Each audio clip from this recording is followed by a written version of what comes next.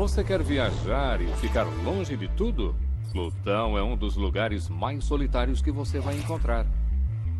Menor do que a nossa Lua, Plutão nunca recebeu um único visitante da Terra. Até agora. Sempre dizemos, é isto, é a viagem da humanidade para Plutão. Pela primeira vez na história da humanidade, Plutão está prestes a ser revelado. É certo que podemos esperar surpresas. Até então, tudo o que podemos fazer é imaginar como Plutão deve ser. E recentemente os astrônomos decidiram nem chamá-lo mais de planeta. Irei ficar na história como o cara que matou Plutão. Outrora considerado uma singularidade isolada, hoje Plutão marca o início de uma nova fronteira. É como se os exploradores tivessem subido até o topo das montanhas rochosas e pudessem ver as terras da Califórnia do outro lado. E agora, ao começarmos a olhar além da nossa própria vizinhança, buscamos mundos semelhantes à Terra, em torno de outras estrelas. Não tenho dúvida de que a alguns anos-luz da nossa Terra há outras formas de vida.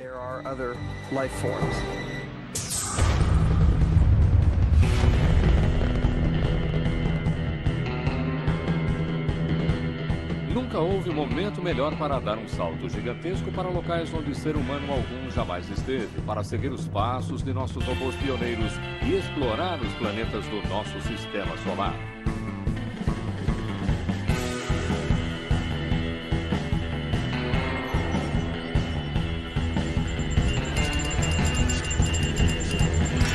Guia de Viagens Interplanetárias.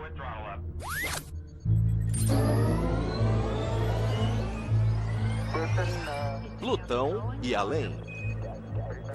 Você já quis ser astronauta? Imagine que é você que está indo para os confins do nosso sistema solar. Para onde você iria? O que você veria? E como iria sobreviver? Descobertas recentes têm revelado muito mais sobre essas profundezas congeladas. De posse deste novo conhecimento, pense nisso como seu guia de viagens pessoal para Plutão e além.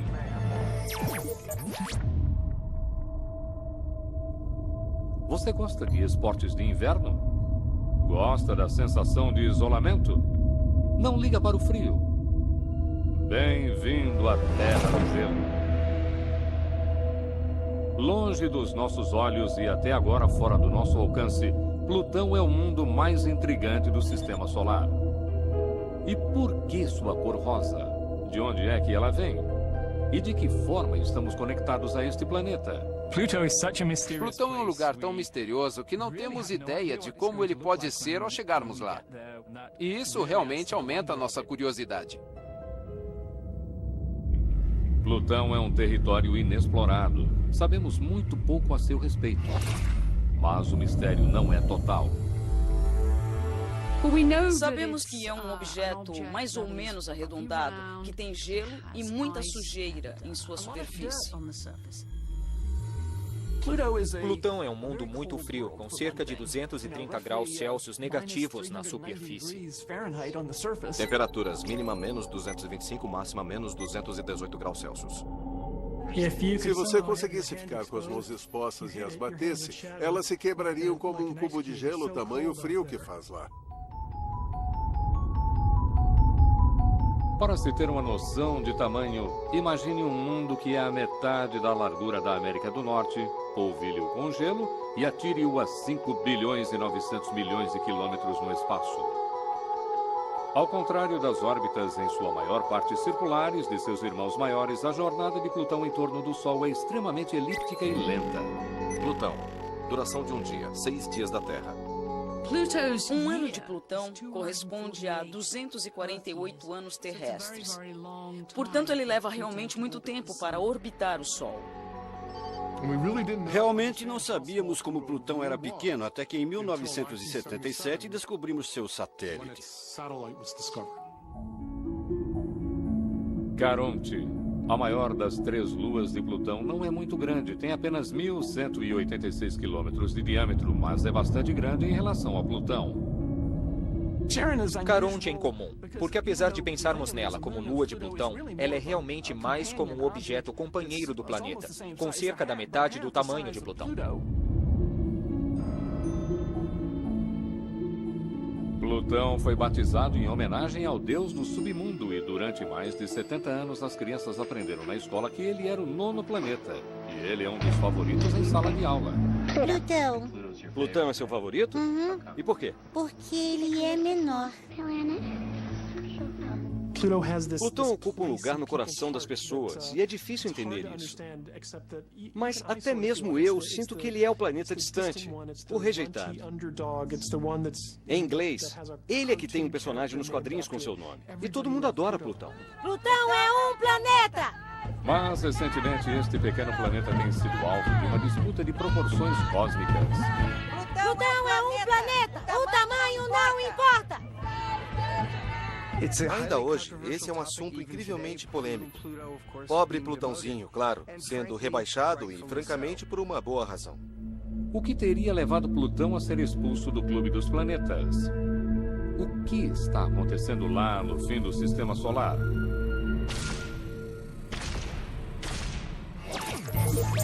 Uma missão está prestes a descobrir isso.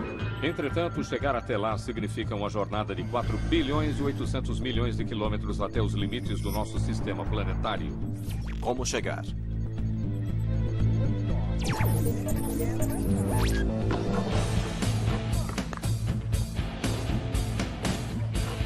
Você está querendo ir a Plutão? É melhor ir direto ou pode acabar saindo muito longe do curso.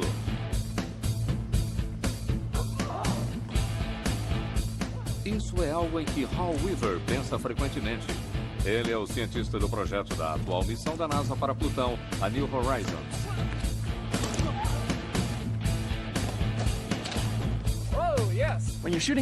Quando se joga uma bola de basquete na direção da cesta, você precisa do ângulo e da velocidade certos para que a bola passe pelo aro.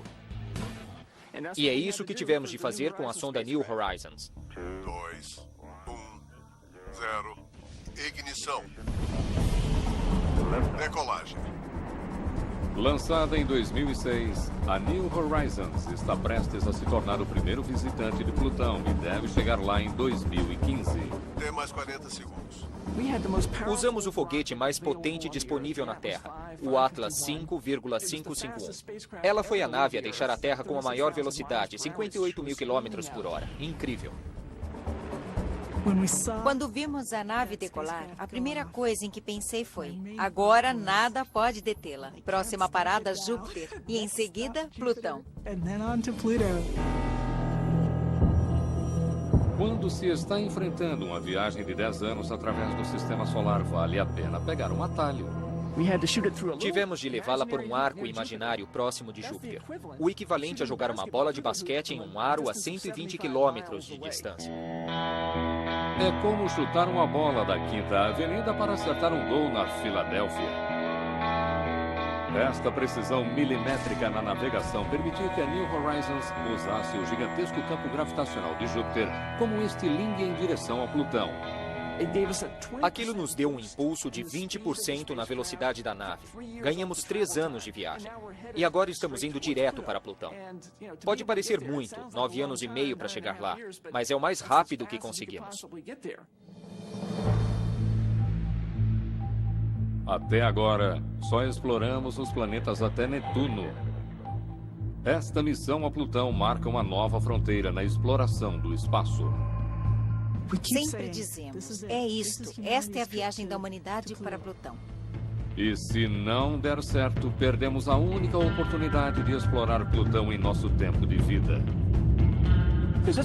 Como ele está se afastando cada vez mais do Sol, se não fizéssemos isso agora, provavelmente teríamos de esperar outros 250 anos. Só temos uma chance e temos de acertar. É nossa única oportunidade de chegar a Plutão enquanto estou vivo. Aí vai! Conseguimos.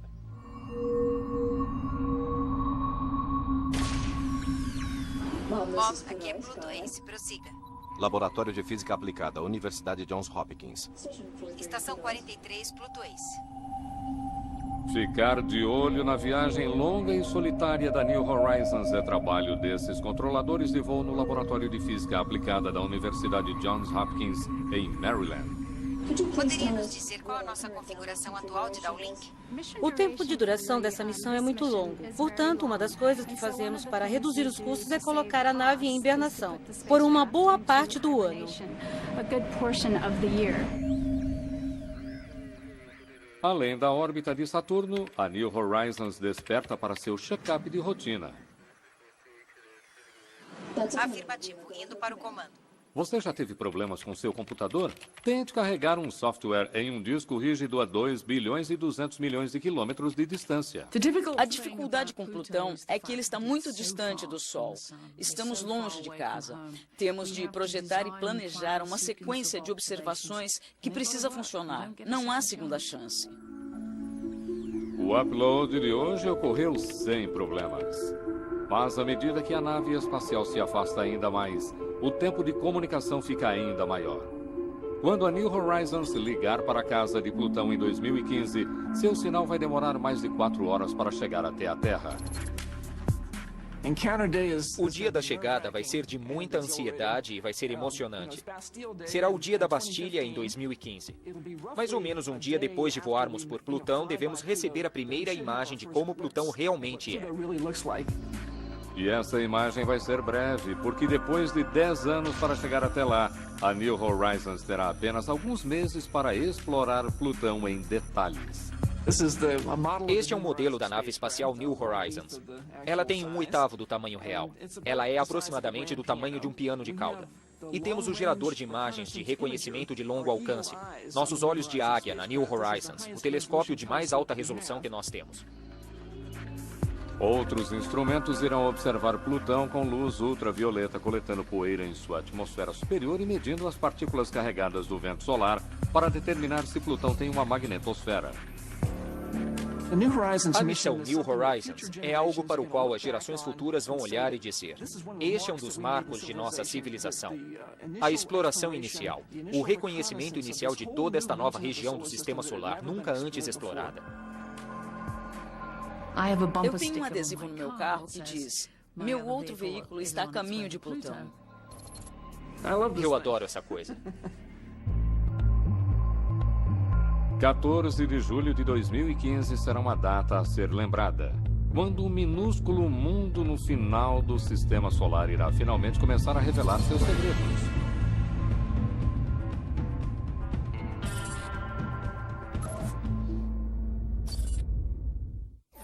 Você está planejando férias em Plutão? Um piscar de olhos e você pode não o ver passar. Só sabemos a respeito da existência de Plutão graças aos olhos muito atentos de uma única pessoa. O 9º planeta.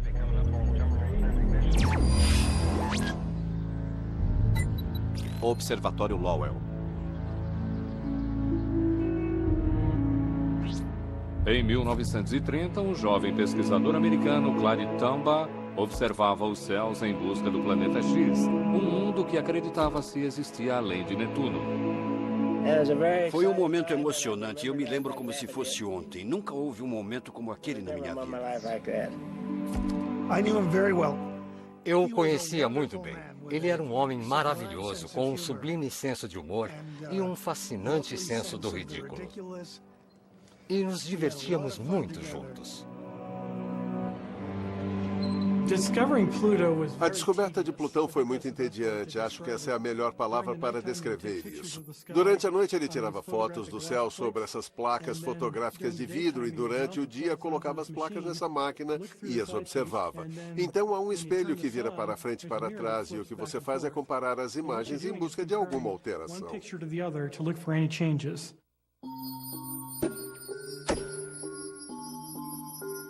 A máquina permitia a Tombaugh observar suas fotos em diferentes momentos no céu noturno.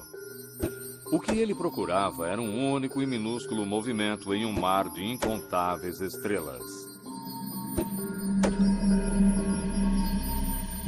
Ele ficava olhando para isso durante horas a fio, olhando por esse microscópio, examinando esses pontos, centenas de milhares de pontos.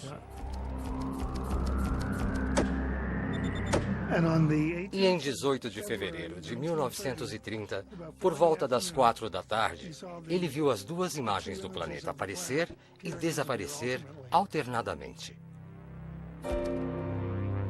Estas são as imagens reais que mostram a descoberta de Plutão, primeiro em uma parte do céu e depois em outra. Prova de um planeta em movimento. Eu o reconheci. Na hora soube que estava além da órbita de Netuno devido àquela pequena mudança. Eu ganhei o dia.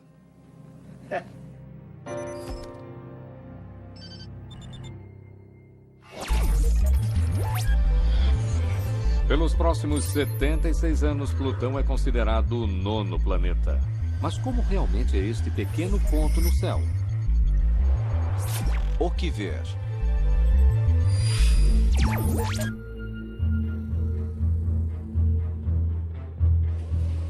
Hoje sabemos muito mais sobre Plutão do que sabíamos há 20 anos. E em grande parte isso se deve ao avanço da tecnologia no que diz respeito a detectores dos telescópios e telescópios. Verificar cada camada de Plutão é quase como solucionar um enigma cósmico, um mistério que remonta ao início do Sistema Solar. É quase como o fotógrafo de uma cena de um crime. Você vê alguns respingos de sangue na parede e precisa tentar descobrir o que aconteceu, com base nas poucas evidências que tem. Uma pista para desvendar Plutão vem do telescópio orbital da NASA, o Hubble. Estas são algumas das melhores imagens que temos de Plutão. O que os pixels manchados nos mostram é um mundo tomado de luz e sombra. Montanhas Rochosas, Colorado. O que provocaria tais contrastes dramáticos? Talvez Plutão tenha áreas de gelo e rocha, algo muito semelhante ao que vemos nas Montanhas Rochosas, no Colorado. Temos alguma ideia de como possa ser. Sabemos que é um lugar de muitos contrastes. Áreas negras ou de um marrom muito escuro. E então há algumas áreas extremamente brilhantes, mais ou menos como a neve em nossas montanhas aqui. Como membros da equipe de imagem da New Horizons, parte do trabalho de John Spencer é tentar saber como é a superfície de Plutão. Um conselho: leve suas botas de neve. Puxa vida. A neve em Plutão. Se você se sentar ao lado dela assim, talvez ela se pareça um pouco com esta. Realmente não sabemos. Seria feita de nitrogênio e não de água. Mas você pode esperar ver grandes bancos de neve, remanescentes da estação anterior. A espectroscopia, ou análise de um objeto em diferentes comprimentos de onda, revelou que Plutão é formado por 3 tipos de gelo. Principalmente nitrogênio e um pouco de monóxido de carbono e metano. Mas pouco se sabe sobre as grandes extensões de matéria escura em Plutão. O material escuro em Plutão é mais misterioso.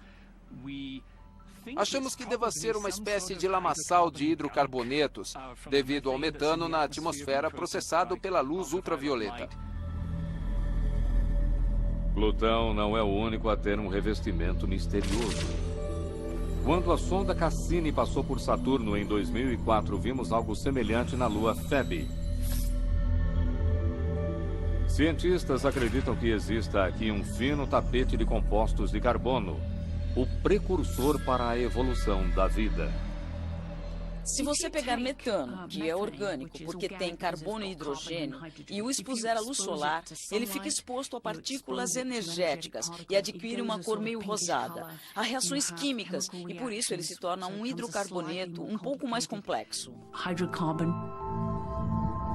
Estes hidrocarbonetos, em lento estado de ebulição, poderiam explicar outro aspecto de Plutão revelado pela espectroscopia, sua cor.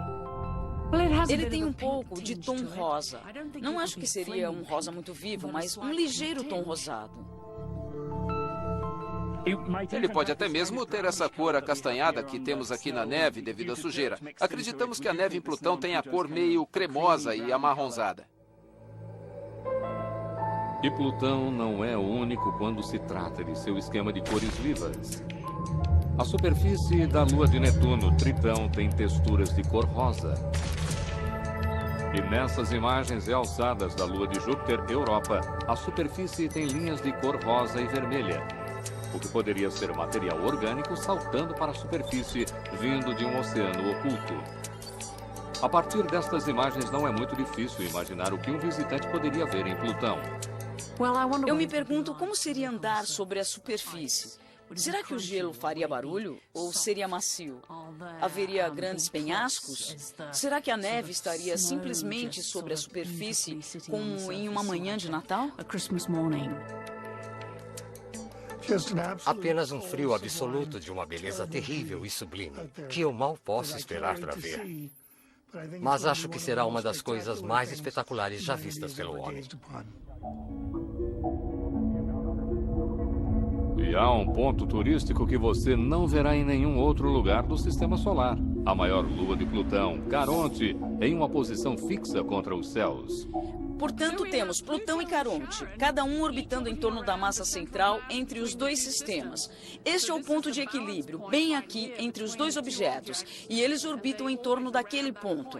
Portanto, Plutão gira ao redor de Caronte e Caronte gira em torno de Plutão. O que provoca este balé orbital é o tamanho relativamente grande de Caronte. Eles são quase como um planeta duplo. É o único exemplo desse tipo de que temos conhecimento no Sistema Solar. Há um lado de Plutão do qual você nunca veria Caronte, e um de onde você sempre a vê. E eles estão rigidamente ligados um ao outro. Você poderia construir uma ponte entre os dois. Então, é realmente uma coisa extraordinária e única. Patrulhando os confins gelados do Sistema Solar exterior por muitos anos, Plutão era considerado uma singularidade isolada. Até que uma nova descoberta mudou tudo. Uma nova fronteira.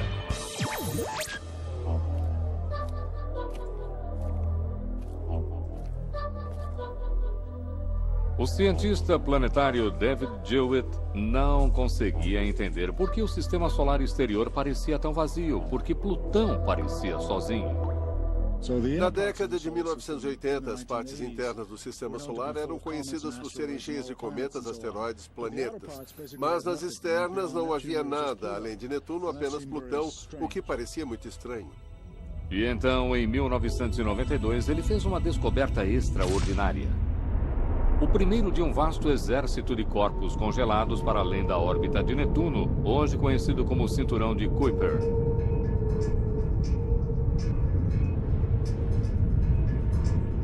O Cinturão de Kuiper é basicamente um depósito de corpos gelados, de coisas que foram preservadas em temperaturas talvez 200 graus mais frias do que a dessa sala.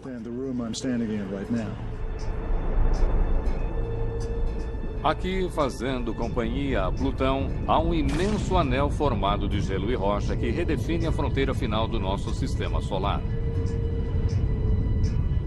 É como se os exploradores tivessem subido até o topo das montanhas rochosas e pudessem ver as terras da Califórnia do outro lado.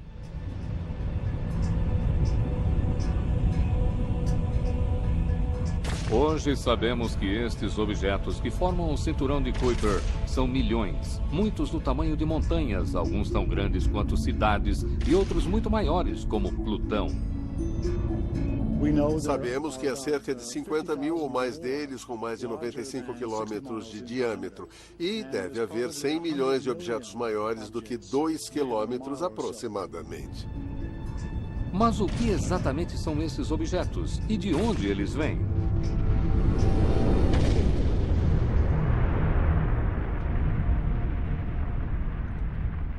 Acreditamos que tenham se formado nos primeiríssimos estágios do Sistema Solar. Vindos da época em que os planetas se formaram, os objetos do Cinturão de Kuiper são o que sobrou. Partes planetárias descartadas que foram arremessadas até os confins do espaço, formando uma imensa boca de lixo. E no Cinturão de Kuiper é realmente muito frio. Portanto, tudo que estava preso aos objetos no início continua lá. Está tudo congelado em gelo sólido. Durante anos, Plutão parecia ser o maior objeto aqui. Mas há quem acredite que possa haver outros, ainda maiores. Caltech, Pasadena, Califórnia.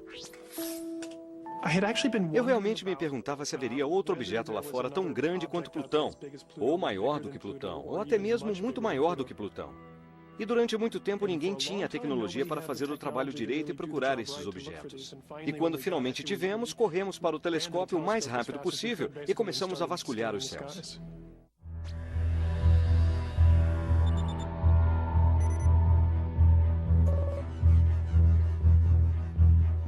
Assim como Clyde Tombaugh havia vasculhado os céus em busca de Plutão, mais de 70 anos antes, Mike Brown vasculhou os céus por um prêmio ainda maior.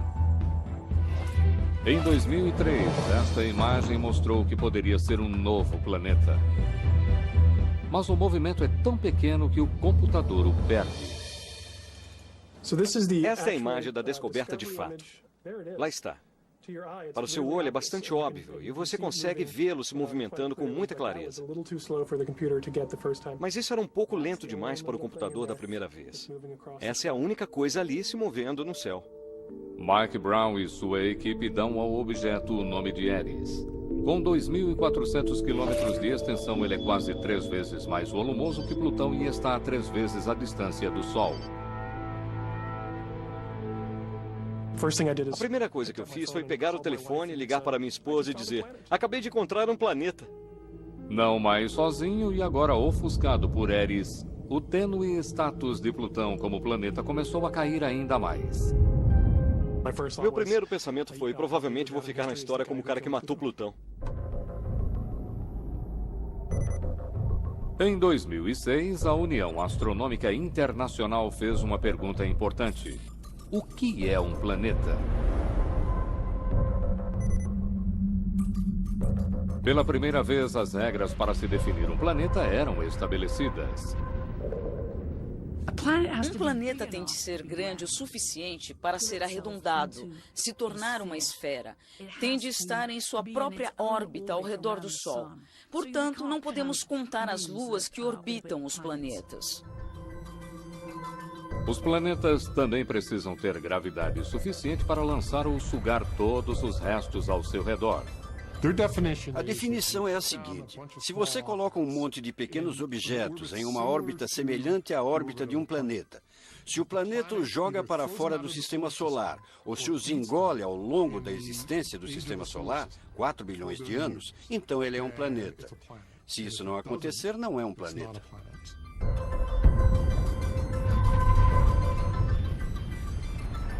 Rodeado pelos detritos gelados do cinturão de Kuiper, Plutão é pequeno demais para limpar sua trajetória orbital.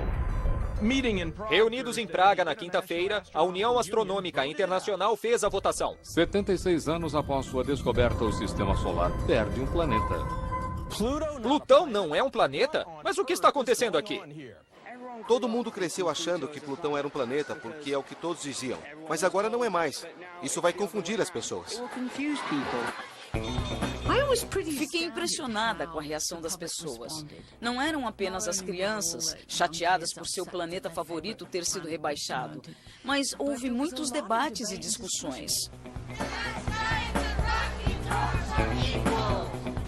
As pessoas aprenderam que havia 9 planetas. Plutão era o mais afastado do Sol. E estavam muito confortáveis com isso. É como se alguém reorganizasse os móveis em seu sistema solar sem a sua permissão, o que deixou as pessoas muito aborrecidas. Portanto, se Plutão deixou de ser um planeta, o que ele é? Membros da União Astronômica Internacional redefiniram o corpo como um planeta anão. Incluindo Plutão e Eris, há hoje 5 planetas anões oficiais. Mas talvez haja centenas de outros à espera de serem descobertos no gelo. Acho que realmente não importa se nós os chamamos de planeta, ou se chamamos de objeto anão, ou objeto do cinturão de Kuiper. Da mesma forma que não importa se chamamos um tomate de fruta ou vegetal. Provavelmente poderia ser um ou outro. Independente de como chamamos Plutão e seu círculo de vizinhos gelados, uma coisa está ficando clara. Temos mais em comum com esses objetos distantes do que se poderia imaginar.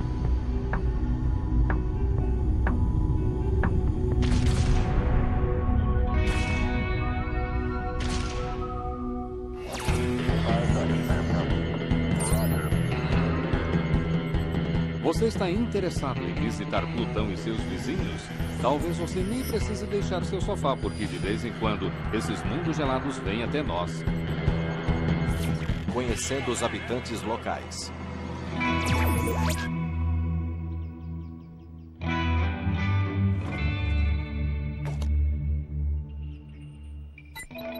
Vail, Arizona. Bem-vindos à minha casa de mágicas. Estes são os telescópios que eu gosto de usar para procurar cometas. O caçador de cometas David Levy dedica sua vida a observar os céus. Cometas são basicamente coisas bonitas e não perigosas. Mas uma vez, em um período bastante longo de tempo, um cometa irá ameaçar a Terra ou um dos outros planetas. Mas de onde vêm esses invasores? Muitos cometas são originários do cinturão de Kuiper, de onde, de tempos em tempos, eles são empurrados para fora da órbita. Temos ligações diretas com o cinturão de Kuiper. Porque muitos dos cometas que entram em nossa vizinhança aqui no Sistema Solar Interior vêm do cinturão de Kuiper. Até mesmo Plutão, com sua órbita bastante elíptica e atmosfera liberando gases, se comporta mais como um cometa do que como um planeta. Por isso, pensamos em Plutão como um cometa colossal, porque sua atmosfera está se esvaindo, mas ele é muito, muito maior comparativamente. A maioria desses visitantes do cinturão de Kuiper passa inofensivamente por nós. Entretanto, outros provocam um grande impacto. Acredita-se que um grande cometa tenha posto fim ao reinado dos dinossauros 65 milhões de anos atrás.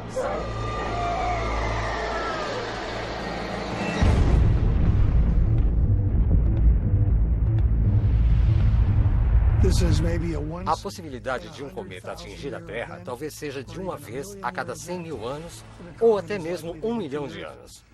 Mas isso já aconteceu antes. E acreditem, vai acontecer novamente em algum momento.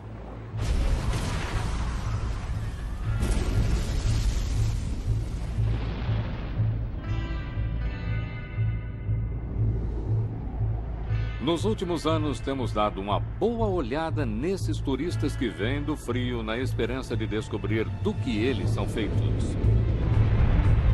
Em 1986, a sonda Giotto, da Agência Espacial Europeia, teve um encontro corajoso com um dos cometas mais famosos de todos, o Halley. Fizemos a coisa mais desafiadora possível, voando muito próximos do centro do cometa para ver o núcleo, algo que era realmente desconhecido. Esta é a primeira imagem em close-up de um núcleo de cometa.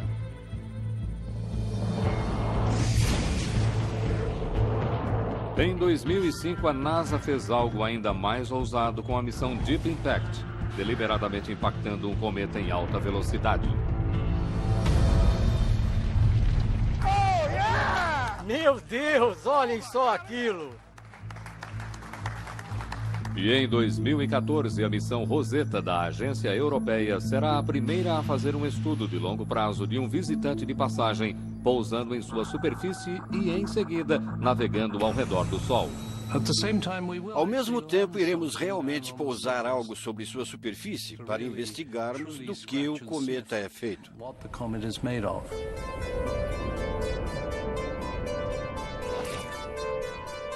E que segredos estes cometas estão ocultando? Hoje, ao que parece, o sistema solar exterior está repleto de moléculas compostas de carbono, também encontradas no DNA de todos os seres vivos na Terra.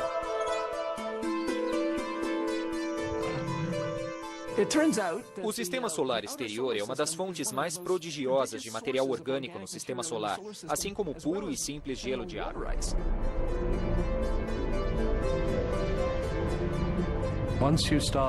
Quando você começa a descobrir materiais orgânicos em coisas como um cometa, você precisa realmente se perguntar, bem, até que ponto a Terra recebeu vida vinda de fora?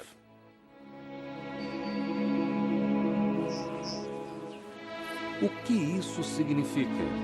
Os ingredientes para a vida na Terra e até mesmo a sua água podem ter se originado no cinturão de Kuiper. E, felizmente, a natureza tem um meio de transportar aquele rico material orgânico do sistema solar exterior para o interior do sistema solar, por meio dos cometas. E acreditamos que essa possa ter sido uma fonte significativa para a vida que temos aqui na Terra. E se moléculas de água e pré-orgânicas vieram para a Terra desta forma, é possível que elas também tenham chegado a outras partes do sistema solar.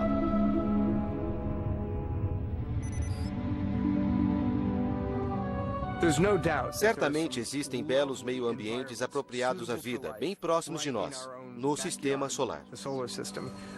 Os aquíferos sob a superfície de Marte, o oceano sob a camada de gelo da Europa, os reservatórios de água na Lua encelados de Saturno, sem falar de Titã com seu metano líquido. Alguns destinos extraordinários onde eu suspeito que nós, seres humanos, estaremos procurando vida pelos próximos 100 anos e mais.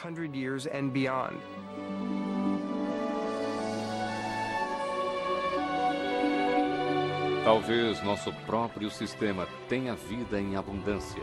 Só precisamos encontrá-la. Encontrar evidências de um segundo tipo de vida em um planeta vizinho teria enormes implicações. Primeiro, apenas filosoficamente, saberíamos que a vida é algo comum no universo. Se ela começou 2 vezes aqui mesmo, em nosso pequeno sistema solar, então certamente o universo está repleto de vida. E se encontrarmos vida em nosso sistema solar, provavelmente podemos agradecer ao grande exército de antigos corpos no cinturão de Kuiper.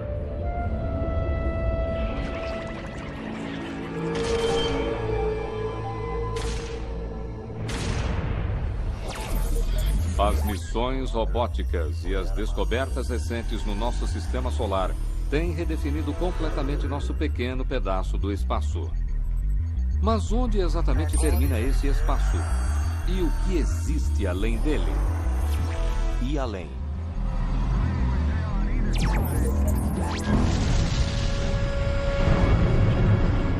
Uma missão que começou há mais de 30 anos está prestes a descobrir isso. Lançadas em 1977, as sondas gêmeas Voyager foram as primeiras a visitar os gigantes gasosos do sistema solar exterior. E agora, depois de desligadas suas câmeras, elas continuam viajando. A Voyager 1 está cerca de 110 vezes mais distante do Sol do que a Terra, e a Voyager 2 cerca de 90 vezes. Netuno está 30 vezes mais distante. Portanto, estamos muitas vezes mais distante do que Netuno, que é o planeta mais afastado. Embora estejam voando às cegas, as duas naves ainda conseguem ouvir. E em 15 de dezembro de 2004, a Voyager 1 registrou algo nunca ouvido até então.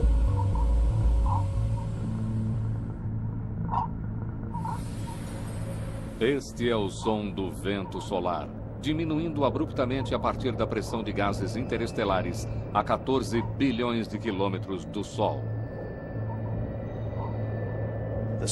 O Sol tem um vento solar que sopra radialmente para fora em todas as direções a cerca de 1,5 milhão de quilômetros por hora. E aquele vento cria uma bolha em torno do Sol. Essa bolha chamada heliosfera marca o fim da área influenciada por nosso Sol. Você pode ver a heliosfera na pia da sua cozinha e você já deve ter visto isso muitas vezes. Se abrir a torneira, a água atinge o fundo da pia e você vai notar a formação de um anel grosso ao redor do ponto em que ela toca a pia. Dentro deste anel, a água flui radialmente para longe. Muito rapidamente, muito fina e ficando cada vez mais fina. E em um determinado ponto ela tem de parar, mas isso não acontece gradualmente. Ela diminui abruptamente e é exatamente assim na heliosfera. Só que nesse caso é uma bolha tridimensional e não um anel bidimensional. Estamos hoje na última camada exterior daquela bolha onde o vento supersônico do Sol finalmente abrandou à medida que ele dá a volta e encontra o vento interestelar.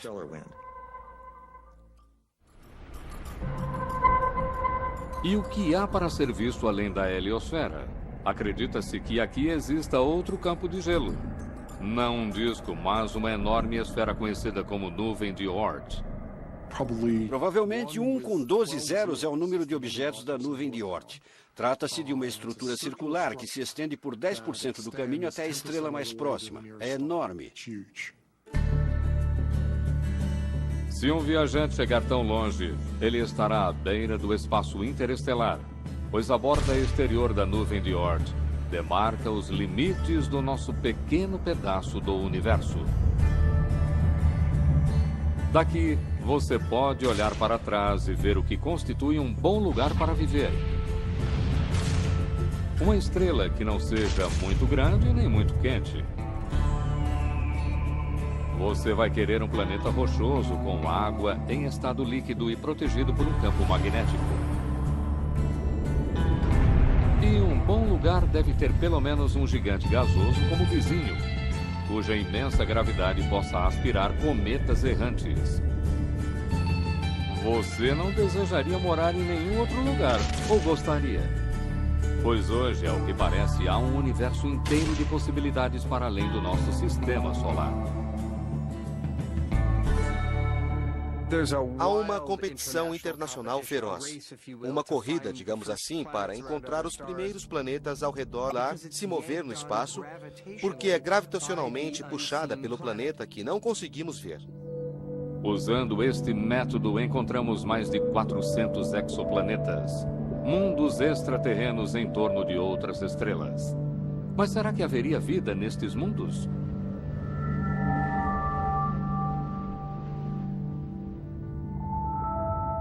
Se encontrarmos tal planeta, queremos nos aproximar e verificar se conseguimos detectar moléculas-chave na atmosfera, como oxigênio ou ozônio. É quase certo que haja evidência de vida naquele mundo.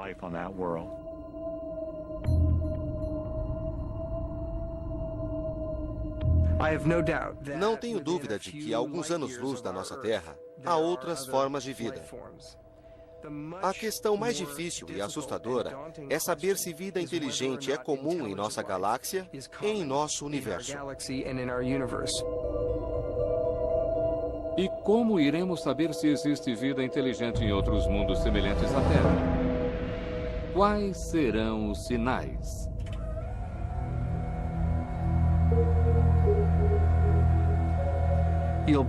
Você vai apontar o telescópio para aquele local, na tentativa de captar as ondas de rádio, as transmissões de televisão e quaisquer outras espécies inteligentes que possam estar transmitindo, talvez ao acaso.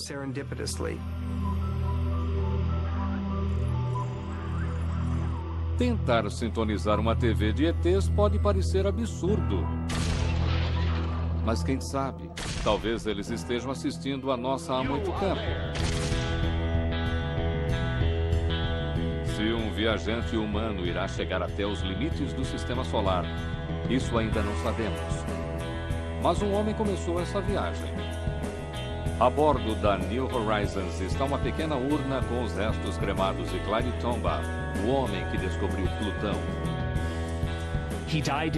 Ele morreu no final dos anos 90 e é muito legal que algumas de suas cinzas estejam hoje a bordo daquela nave espacial a caminho de Plutão. Quem poderia ter previsto, quando ele descobriu Plutão em 1930, que parte dele poderia realmente ir até lá em pessoa? E essa é uma bela homenagem para a pessoa que tornou tudo isso possível. Mas Clyde Tombaugh não vai descansar aqui. Depois de passar por Plutão em 2015, a New Horizons vai seguir viagem. A nave espacial vai continuar em movimento. As leis de Newton nos dizem que a nave continuará a sua viagem. Ela não vai estar em operação e não vamos estar nos comunicando com ela. Ela será apenas mais um pedaço de lixo espacial. E vamos simplesmente dizer adeus. Clyde Tombaugh poderia ficar desapontado ao saber que Plutão não é mais considerado um planeta. Mas se tornar o viajante espacial a percorrer o maior trajeto de todos certamente compensa isso. E com um número de estrelas estimado em 1.000 bilhões de bilhões no universo, só nos resta imaginar por onde ele estará viajando.